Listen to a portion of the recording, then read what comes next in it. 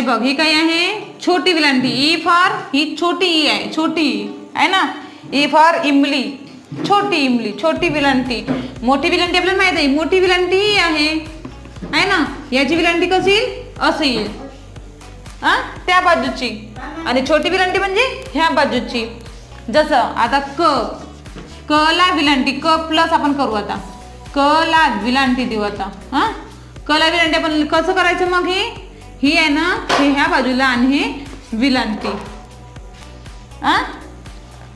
समजला छोटी विलांटी जसं क ला विलांटी की ख ला विलांटी खी ग ला विलांटी गी घ ला विलांटी घी अजून च ला विलांटी ची